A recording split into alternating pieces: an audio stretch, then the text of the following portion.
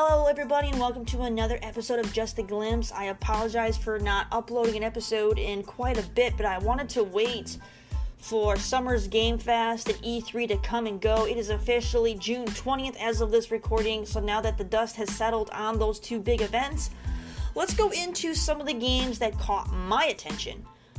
And for starters, we had Summer's Game Fest kind of kicked off everything right before E3, and there were a couple things that caught my eye there, one of which was Metal Slug Tactics. Now, I was a fan of playing Metal Slug back in the day, and to see that they're bringing it back with this strategy tactics kind of thing is definitely interesting. I've been slowly getting into the tactics game genre, whether it was, I play a little bit of XCOM, and I really liked Gears Tactics, so to see what they're going to do with this is going to be pretty cool. And I really enjoyed the 90s style cartoon animation, like cutscenes that they were doing for the story. That looks really cool. I hope that they continue to do that in the actual game itself, and that wasn't just for the trailer. Because if that stuff is going to be in the game, that game is going to be amazing. And then another one that I saw during Summer Game Fest was Planet of Lana. It was this interesting looking indie game where you got to see this boy and he meets this weird looking creature, like this weird all black kind of fluffy looking creature, and you saw a very little bit of gameplay where they're kind of sneaking around together and moving through the world together, and I want to see more of what this game is about. It definitely has my attention. I really liked the art style. And when it comes to indie games, usually they have very lovely art styles, or they'll have some of the best music that, you could find anywhere. So I definitely want to see what they do. It's got my attention. Once we got into E3 officially on day one, I did bypass pretty much all the shows on day one. There was only one show I cared about, and that was Ubisoft. I mean, you guys know me. I am a big Ubisoft fangirl, and they had a lot to show me that has me excited. Whether it was stuff that was newly shown or things that I have already been hyped for, they've definitely, pleased me. I will say that. We'll just start off with the big one, which is Far Cry 6. This is a game that a lot of us have been hyped for quite a while, so seeing it once again to reaffirm that it is coming out this year was a great thing to see. And they got to show us a brand new trailer for the game, which is even better because now we get a little bit more of what's going on within the game itself. So it looks fantastic. Giancarlo is going to do a great job in this. I just know it. I've been a fan of his from his work in Once Upon a Time as well as The Mandalorian, so I know this is going to be a great character that he's going to bring to life. Far Cry has the best villains in my opinion, and it's going to be a good fun time. Can't wait to play it. The next game that I want to pull out that Ubisoft showed was Riders Republic. I am a huge fan of the extreme sports style games, racing games, all that kind of thing, and I really enjoy playing through Steep. And Riders Republic to me is basically the sequel to that. Instead of it just being winter sports like Steep was, now we're getting more of the summer X game feel getting mixed in there. I'm looking forward to doing that downhill mountain climbing in first person. That looks so sweet, and we're going to have a way better co-op experience comparatively to what we had in Steep. Steep, we got to do co-op, but it was more, you kind of saw your friend go down the hill, and it was more of just who had the better time. It didn't really feel like you were really together. I felt a little disjointed in that one. So to see that they're really focusing on the multiplayer aspect of you going and doing these events with, lots of different people. You can either, do it with your friends, or you can get 20 plus other people involved and then you have a good time. I think I don't remember off the top of my head, but I think they were showing off some pretty big events with large numbers of players. So that would be amazing. Can't wait to do it. I'm super hyped for Riders Republic. I can't wait. I know I'm gonna have a good fun playing that one, and it's gonna be great. I'm super excited for it. Another game that was shown off by Ubisoft was Mario plus Rabbids, and I honestly didn't play the first one. It's something that now, after seeing that the game is making a sequel, that I might need to go back and play the first one before this one comes out, because, like I said, I've been slowly getting into the more tactic-style games, and this is definitely, in that kind of genre as well, so I need to go back and do that. I usually don't get too excited for Mario games, but the Rabbids characters are pretty funny, so it behoove me to ignore it. The game does look really good, and I would love to see that comedy come into play with Rabbids going into with the Mario characters. It should be good fun. So I'm gonna definitely try to see if I can rent the first game, play through it, so that way I can, make sure that the hype stays for the second one. And then there was one more major game that got me excited that Ubisoft showed off, and that was Rainbow Six Extraction. Now, this game is going to be fantastic. I love the fact that this one is going to be made for people who want to play cooperatively versus the last Siege was all about that PvP aspect. So now to take the gameplay style that Siege had, make it co-op based, and to give it that science fiction feel with this alien virus that kind of comes in and starts to contaminate and mutate or whatever it's doing, is going to be fantastic. I always look forward to games that have a co-op experience, since I prefer to play with friends versus playing against people or single player. Yes, I enjoy my single player games, and I do PvP on some occasions, but those that follow me know that I predominantly do co-op. So to see that they're making a game that is all about the co-op gamer has me definitely excited. Can't wait to play it. And Rainbow Six has some amazing characters that they look like they're going to bring into it, which is great that they're going to, have that crossover. And they also, I'm wondering if they'll do some other, because another thing that Ubisoft has been doing is the crossovers. Now, the characters from Rainbow Six Siege are in the same universe as the characters from Ghost Recon, Wildlands, and Breakpoint. So I'm wondering if they may do some crossovers with bringing those characters over, since they have brought the Rainbow Six characters over into Ghost Recon. It'd be interesting to see if maybe they do something, vice versa in that respect. That'd be pretty cool to see what they do. Who knows? I'm all for it, and I would honestly, they probably will have a Sam Fisher event or DLC that would come into play for this, just like they did with Ghost Recon. They had the special Splinter Cell little storyline that popped in for some special content. So I could see it. I could see them doing that, especially since this game Extraction is going to be more stealth based. It would make sense for them to do that as well. So I want to see what they do with that. I'll get more into the Splinter Cell thing. Actually, no, since I already am on the topic, I'll do it right now. I know a lot of fans are disappointed that they didn't announce a new Splinter Cell game, but I think they have some pretty good reasons for that. Now, this is just what I'm thinking. None of this is confirmed. This is all my own personal thoughts. Right now, they have a lot of big games that they're working on, whether with Skull and Bones, Beyond Good and Evil 2, as well as Prince of Persia. They have to get these ones out of the way. These are still ones that they're working on that are going to be coming out hopefully within the next year or two. Which means they're not going to be able to put a lot of focus in making a Splinter Cell just yet. They need to try to get some of these other games out of the way so they can have more room for their team, so they don't get spread out too thin.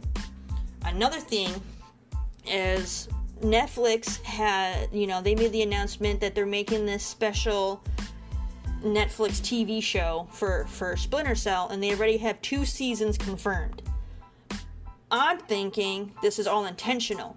They're doing the show at Netflix because it's going to get the current fan base hyped to see, what Sam Fisher is up to, as well as this is going to be a gateway to draw in new fans before they make another game. Because let's be honest, the Splinter Cell series is pretty old.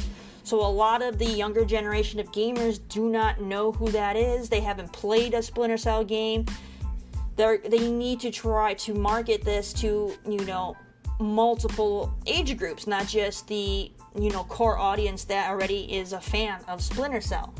So having a Netflix series is a great way for them to bring in a new fan base, and then once that show gets done with those 2 seasons, they can easily go in and make the announcement, hey, guess what, everybody, we now have a new game coming out.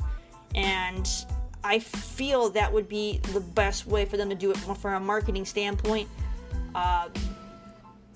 We've seen this kind of go on with other things. Look at like Marvel. Marvel, has gone ahead and they've reintroduced characters into movies to get younger fans, like Deadpool. Deadpool's been around forever, but, younger fans didn't know about Deadpool. They didn't read those comics, all right? By them making a Deadpool movie, they were able to get, introduce the character to the younger generation and create a fan base, and now they can do more stuff with Deadpool. So I feel this is going to be the same thing. They're trying to, appeal to the younger crowd, get them excited for this, introduce the character, and then hit us with a big game. So I hope they do this. Okay, I hope they do this. And then that pretty much sums up for the Ubisoft show. Wait, no, I take that back. They finished with Avatar: Frontiers of Pandora. Now that game looks stunning. Like, I know people are going to try to downplay this game because some people have mixed feelings about, like, the movie or whatever. But honestly, I liked the movie. It definitely wasn't very original. They definitely were playing off of the Pocahontas storyline. But, I mean, they were still able to make it a very good movie in itself. It had a decent storyline, and they definitely were able to create their own world and characters and environment, and it was pretty cool. And it was like one of the best selling, if not, it might, I don't know if it still is or not, but it was like the best selling movie in theaters, for a long time. So for them to go ahead and be making a game that isn't directly based off of the first movie, because I know they had I think it was called Avatar, the game, which was based off the first movie. I don't think that game did very well. So for them to, have a game that looks like this one does, as well as it'll bring in that hype for that second movie that had been delayed for so long, so we can get people excited once again, and then they can go to see the next movie that comes out. And I think it'll be a great little cooperation between the two for fans. So it looks fantastic. We haven't seen any gameplay for it, but I do know that from that trailer where they showed the Navi on the backs of I don't know what they called, like those lizard birds that they fly around on, but they had the Navi on the back of them shooting bows. I hope we can actually have a gameplay mechanic to actually do that, because that's going to be so much fun. So I definitely want to see that in the game. I think that's pretty much it for the Ubisoft stuff. And then the next big thing for me was the Xbox show. And the Xbox event had a lot of great games, and pretty much everything that they had showed was going to Game Pass day one at launch, which is fantastic. We have some great games that are coming out this year, which is amazing, because gamers want to play games. They don't want to just see a bunch of stuff and have to continue to wait like we often do from previous E3s. Doesn't matter if you're a fan of Xbox or PlayStation or Nintendo or whoever, there's always been this history of studios showing us these big games, and then we have to usually wait 3+ years before we actually get our hands on them. So to be able to get some announcements of some stuff that is for sure coming out this year is fantastic for any gamer. So I'm happy for that. Some of the games that caught my eye for this there was this indie called Replaced. This game is definitely catching a lot of people's attention. It looks amazing, dude. The thing that really got me was when the camera started to twist and shake. I love that. I love that it's not a fixed camera. It's going to really help with the immersion, and it's small little things like that can really captivate a gamer. And it doesn't seem like it's anything special, but it's just amazing what something like having the camera move a certain way can really do for someone. There's a reason why when you watch movies, directors tend to have like their own special style when it comes to the camera and the way they do their shots. because it really does matter. So, Replace looks fantastic. I definitely want to play that when it comes out.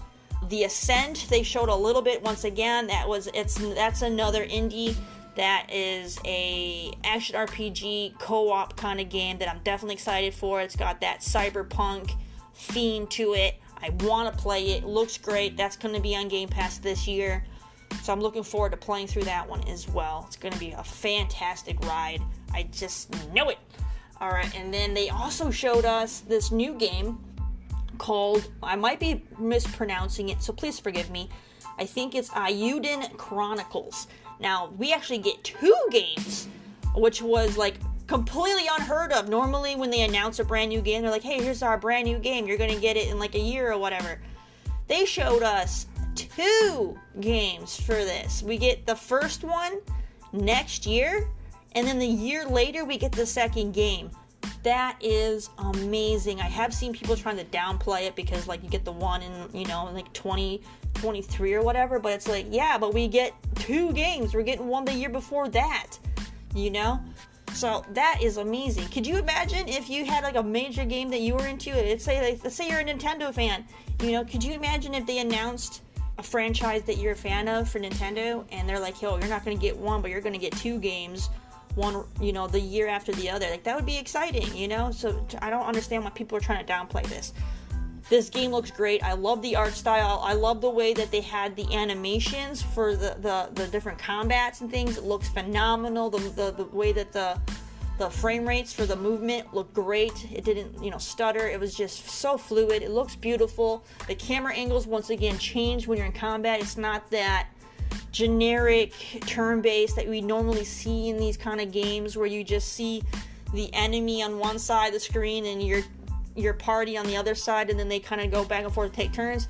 They actually had different camera angles where where we were coming in from kind of like a back view, and it's just beautiful, and I definitely want to see more of this game. It's going to be so fun. I can tell they definitely put some love into this game, and I am very happy to see the positive, what's the word I want to use, the gamer community is being very open towards these indies, which is fantastic, because normally when people think indie games, there's always been like the stigma or the stereotype that indie games are all like these really cheap, terrible games that look like trash or have bad game mechanics or this or that the other.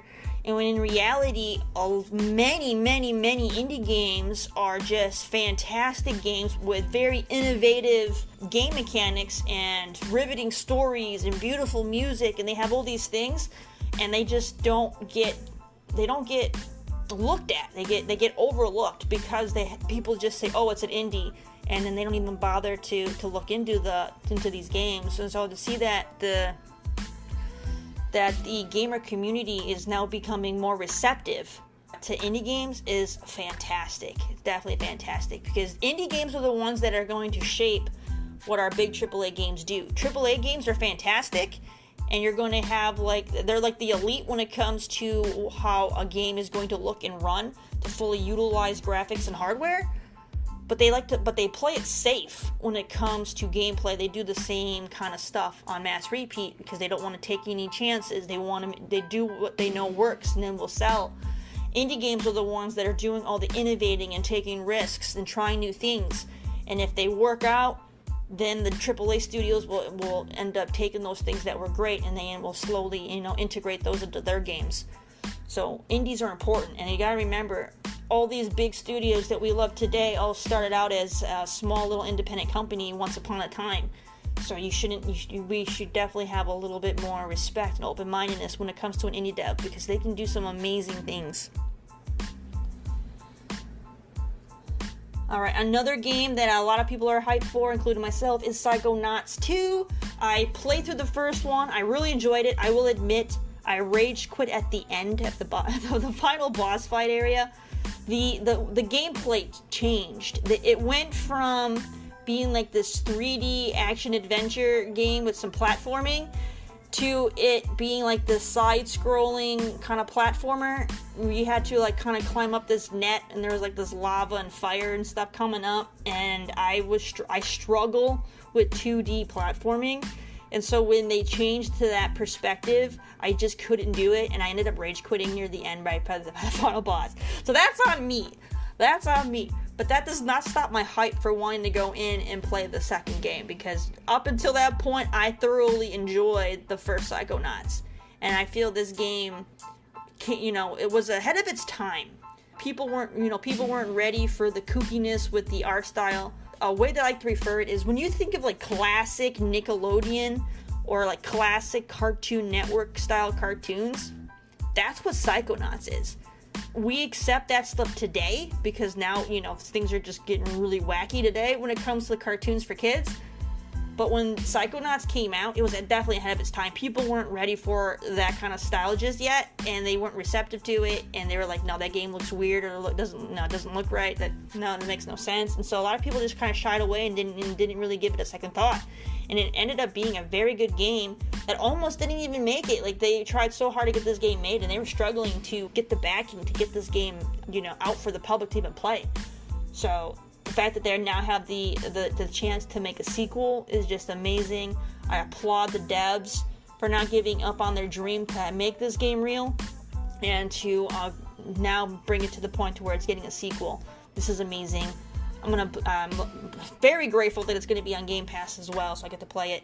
It will be a multi-plat game, so a lot of people can still enjoy it, which is great. But that doesn't, take away from the fact that I get to play it, via Game Pass on my Xbox. So I'm definitely thrilled. And then there was also this funny little party game called Animal Party that was shown off, and it looks hilarious. The best way I can explain it is it's like this combat game with like the human fall flat mechanics, it's really hard to like grab onto people and like the ragdolling kind of a feel, but it has these cute animals, and it just looks adorable and funny, and it definitely should be a good time especially if you're like a streamer like myself. Being able to have a good community style game that you can get people in on to play with you is always a good time, and it's always the players that make those games great. You can take a game, like let's say like Fall Guys, for example. That game isn't anything really special, but when you get players that can, go in and make that game more than what it is, or even Among Us. Among Us isn't even special. It's the players that make that game special. So it's things like that. So Animal Party should be a good time. It should be. Because, like I said, even if the game isn't all there, it's the people that you play with that are going to make the laughs and make that game worth playing. And, and that should not be seen as a bad thing. Alright, so I'm looking forward to checking that out. It should be some good fun. Alright, so, and then, there were some other stuff too. Like, I just felt really disappointed overall when it came to E3. I felt that most of E3 was just very, very forgettable. Ubisoft had a fantastic show with a lot of games I want to play. Xbox had a fantastic show with a lot of games that have my attention, and the fact that pretty much almost everything is coming to Game Pass was a huge plus. Definitely helps gamers. So you don't have to spend $1,000 this year on all these games now, you know what I mean? So it's fantastic. Nintendo had a really good show for people who are fans of those kind of games. I will be honest, for all the things that they had outside of Mario Rabbids, Nintendo didn't have anything to offer me as a gamer, which is disappointing because I do own a Nintendo Switch, and I do have some games I like playing on there, but I don't have any first-party games on my Switch outside of Luigi's Mansion 3 that I really love playing. Majority of the stuff I play on my Switch are indie games. So pretty much my Switch is an indie machine, which is fine. I love my indies, but I want some first party titles from Nintendo that actually appeal to me.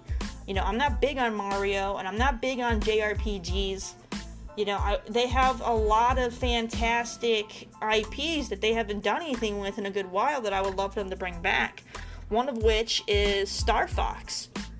they've made Star Fox. I think the last Star Fox they made was for the Wii U, but the last Star Fox that I played was Star Fox 64. So if they could make a game that could be like a true like successor to that, and Star Fox 64 was a remake, if I recall. I'm pretty sure Star Fox 64 was a remake of the original Star Fox game.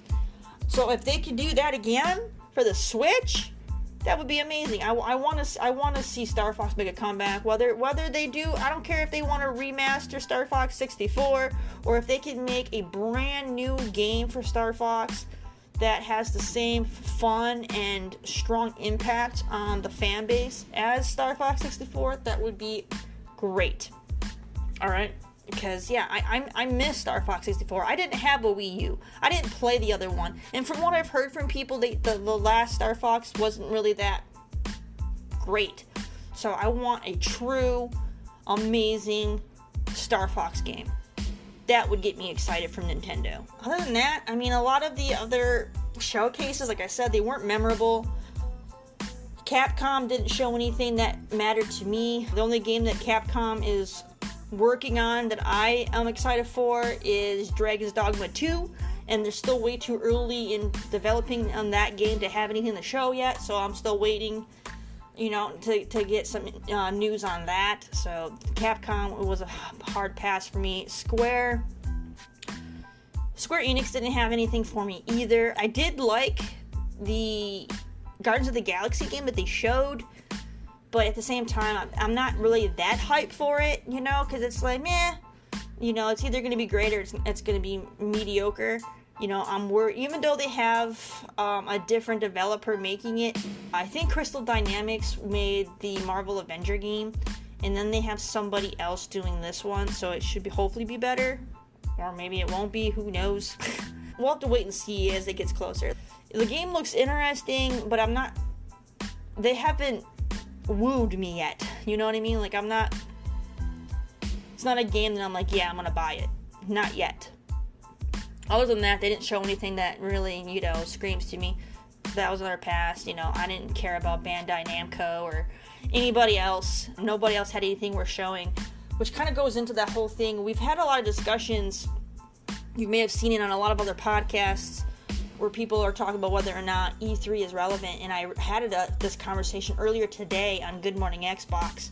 And a lot of fans still feel E3 is relevant because they like that spectacle, that wow factor, the idea that they could maybe one day go there in person. But let's be real. Majority of gamers are never going to go to E3. Yeah, if they announce the next E3 is going to be open to the public, majority of these people are still not going to go.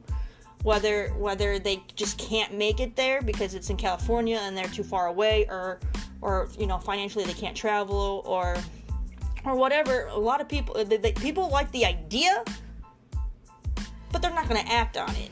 So that's just the hard truth. And a lot of these announcements, like I've said many times, they could just make these announcements on YouTube, and they would still get the fan base excited. All the game sites are going to be writing articles about these announcements. Everyone's going to know about it. And people like to argue about how more people can see everything all at once at E3. If you actually look at the view count, more people watch the trailers on YouTube than watch E3. E3 has a lot of people watching it, don't get me wrong. But people tend to just want to see the trailers. They want to know what's coming out, and that's it. They aren't interested in any of the talking. They're not interested in anything else. And yeah, I mean, some people will like to argue that E3 is more than just games. And yeah, that's true. But when it comes to the majority of the populace that cares about E3, they care about games. So to try to downplay the fact that it's people care about games. So they're going to go to YouTube and they're just going to catch the highlight reel, and they're going to be content. So if people are ready, so to me, just put it on YouTube. Just put it on YouTube. They can still do a nice stage production, make a nice little studio at their corporate office and film it, get their people to come out and talk about their games, show the trailers, and it'll be the same thing as what we had at E3. It's fine. And if they want to dedicate like a whole week where all the studios get together and they upload their stuff, they could do that. I mean, indie devs do that right now with Steam. You know, they have multiple different events where indie developers get together and they throw all their demos and stuff on Steam. Steam goes and they advertises all the stuff, and then gamers get to go and check all the stuff out. This already happens, and it's a great success. There's no reason why they couldn't do this still and just post everything on YouTube, and you know, and then and that'd be that. You know, people are going to watch this stuff from the comfort of their home, on their phone or on their console or PC or whatever. So I don't think in all, if people are going to care whether it's an E3 production or if, let's say, Nintendo decides to just post it directly to YouTube, they're going to get the same announcement. You know, they're going to get the same announcement. And in the end, that's what people care about. They want to know what they can play now and what they're going to be able to get their hands on in the near future. And if they want to do some deep dives on this stuff, they can still put that on YouTube too. So we can see gameplay. We can see how they're going to make these games have more accessibility to people who might not have full motor control or color blindness or hearing impairments or any of these things. They can show us all that. They can show us how they do like the music productions. They can make all these videos and post them on YouTube. Alright? I've already seen that in the past with games where they will go and they'll, you know, do videos where they just show us the music productions and stuff like that. And those are always fun. It's kind of like, you know, when back in the day when we used to care about buying like DVDs and you get this movie that you love, and then the DVD would come with like the special you know, behind the scenes stuff. You know, it's always fun to see that stuff. So there's, you know, they can still do that. Just because people want games doesn't mean they can't still upload videos showing gameplay and accessibility and music and all the other things that are part of making these games. We don't need E3 for that. That's all I'm saying. I know people are going to disagree, and that's fine. But that's my hot take on that. That's pretty much what I want to talk about. I want to thank you guys for listening to me. Those are just the games that, you know, caught my eye the most. I'm sure there's plenty more that I'm interested in, but I don't want to go sit here for over an hour going over every single little game that I'm interested in. I just want to hit like my top ones. Let me know, you know, what games you're excited for.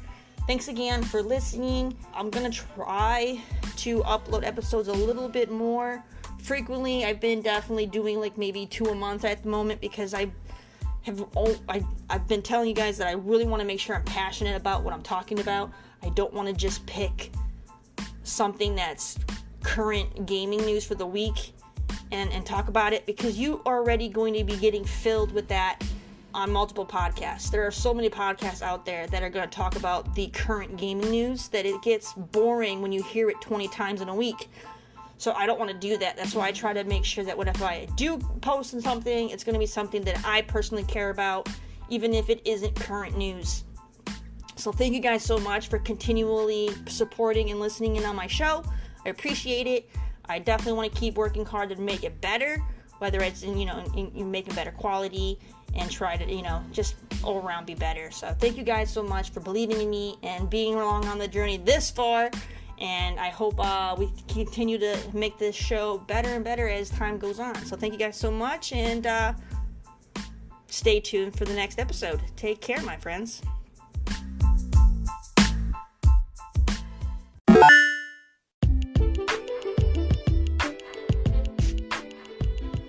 Are you someone who is into podcasts? Perhaps you want to have a really cool library where you can find some great podcasts to listen to on your commute to work. Or maybe you're looking to create one yourself. Well, let me tell you about Anchor. It's the easiest way to make a podcast, all right? It's free. It has creation tools that allow you to record and edit your podcast right from your phone or your PC. Anchor will also distribute your podcast for you. Complete ease, hassle-free, so that way you can be heard on Spotify, Apple Podcasts, as well as many more outlets. You can also make money from your podcast with no minimum listenership. Okay, folks? Everything you need to make a podcast in one place. It's fantastic. All right? And if you want to get started right now, all you got to do is download the free Anchor app or go to anchor.fm to get started.